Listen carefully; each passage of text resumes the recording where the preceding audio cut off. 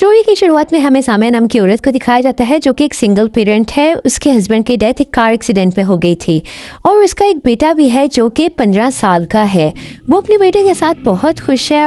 फ़ाहद अपनी माँ का हर काम में हाथ बटाता है क्योंकि वो जानता है कि मेरी माँ अकेली है, वो सिंगल पेरेंट है और वो जॉब भी करती है और घर के काम भी करती है। फ़ाहद अपनी माँ के साथ ग्रॉसरी करने जाता, घर के काम करता, हर काम में हाथ बटाता था। सामिया के घर में उसके बेटे के साथ साथ उसके दादा वो हैं, मतलब उसके हस्बैंड के फादर।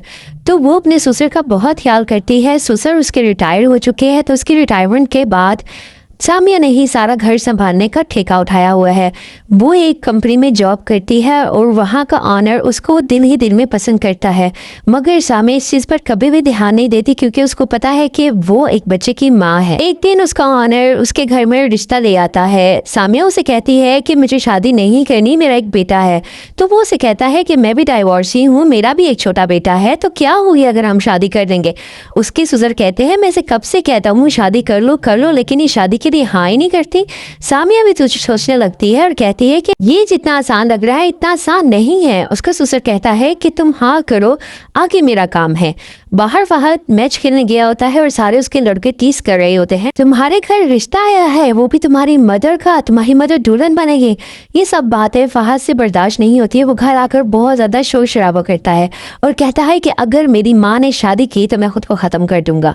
ये बात सुनकर बहुत ज़्यादा सब डिस्टर्ब हो जाते हैं और फ़हद रोज इसी तरह चिल्लाता है कि ये काम कभी नहीं हो सकता। जब सामिया देखती है कि ये सब बहुत मुश्किल है तो वो ऑनर को कॉल करके कहती है कि प्लीज़ आइंदा आप मेरे घर मत आइएगा, मुझे आपसे कोई शादी नहीं करनी। लेकिन उसका ससुर उसको समझाता है कि तुम्हारी शादी तो वो कर रहेगी, तुम कैसी बातें कर रही हो, तुम इस तरह नहीं रह सकती, सारी जिंदगी ऐसे नहीं गुजार सकती। फ़हद बैठकर मैच देख रहा होता है तो उसकी फ्रेंड की उसको कॉल आती है और उससे पूछता है कि तुम तो मैच देख रही हो या नहीं। वो उसको बताती है हाँ मैं मैच देख रही हूँ। वो उसे कहती है कि मैंने तुम्हें मैच के लिए नहीं बल्कि मैंने तुम्हें ये बताने के लिए कॉल किया है कि मैं तुम्हें इन्विटेशन देना चाहती हूँ अपने फादर की शादी का। उनकी 2 दिन बाद शादी है और तुम जरूर आना।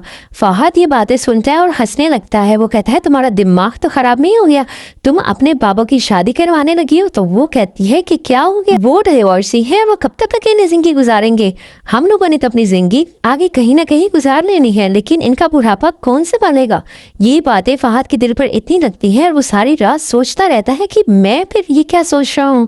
अगर और लड़कियां और लड़के अगर ऐसी बातें सोच सकते हैं, अपने माँ बाप का घर बसा सकते हैं, तो मैं क्यों नहीं। सुबह होते ही वो अपनी माँ के कमरे में जाता है और देखता है कि मेरी माँ सब कुछ जल्दी जल्दी कर रही हैं कि उन्होंने काम पर भी जाना। इतना बर्डन देखकर वो अपनी माँ से माफ़ी मांगता है कि मैंने आपसे इतना मिसबिहेव किया लेकिन आपने फिर भी कुछ नहीं कहा।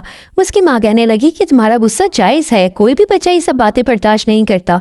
फ़हद उसे कहता है नहीं माँ, आपकी अभी उम्र है शादी की और आपको बुढ़ापे में सहारा भी चाहिए। आज सामिया की शादी है और सब बहुत धूमधाम से हो रहा है। उसके ससुर भी बहुत खुश हैं और सामिया भी, और सामिया के साथ जिसकी शादी हो रही है उसका छोटा बेटा भी। मदर्स डे पे फ़हद अपनी माँ की शादी करवाता है और अपनी माँ का हाथ चूमकर कहता है हैप्पी मदर्स डे मामा, आज के बाद मेरे से कोई गलती नहीं होगी जिस पे आपके दिल आज़ारी हो।